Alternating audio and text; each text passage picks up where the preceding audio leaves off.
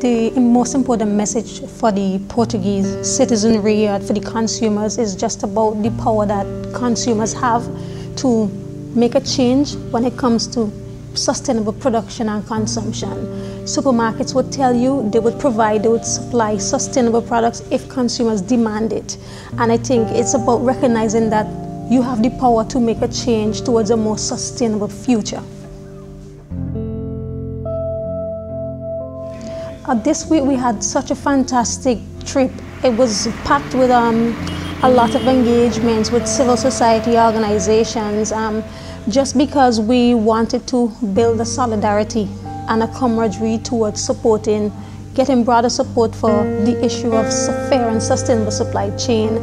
And we also wanted to meet with supermarkets who have the power to choose sustainably, but also a lot of power to fix prices and so forth in markets. Portuguese citizens, they want to do what is right. They want to choose sustainably, but they also operate within a framework of limited possibilities economically. And it is about how do we get them to work along with supermarkets to maybe, if it is possible at all, reduce their profit margins so that consumers could get to choose what they want to do. So what would stay with me is just the will of the Portuguese people. A lot of them did not know about a lot of the issues we were raising. When we spoke about fair trade and unfair trading practices, persons were eager to learn about it and to even modify their patterns in terms of their purchasing decisions. When it comes to the issue of ecological footprint, one of the things that I always say to people is that we have to remember that we are working within a broader context of trying to achieve sustainable development over 14 years now.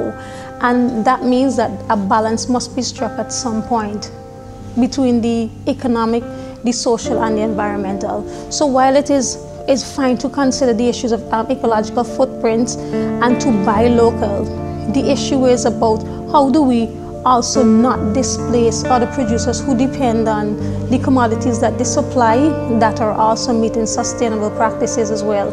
How do we ensure that they have economic viability and livelihood possibilities, and how do we look for the right balance to ensure that happens?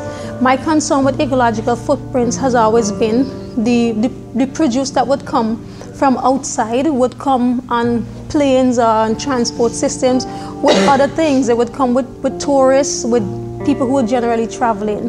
So if you don't purchase those products at all, the planes would still come because they would bring other things. And so it's about how do we think sensibly to ensure that we don't displace or make life worse for other persons, but have that, that nice marriage, to ensure development for local producers, but also for producers who come from outside. Kozel, thank you. You're welcome. Thank you for having me. Really, really. Thank you so much.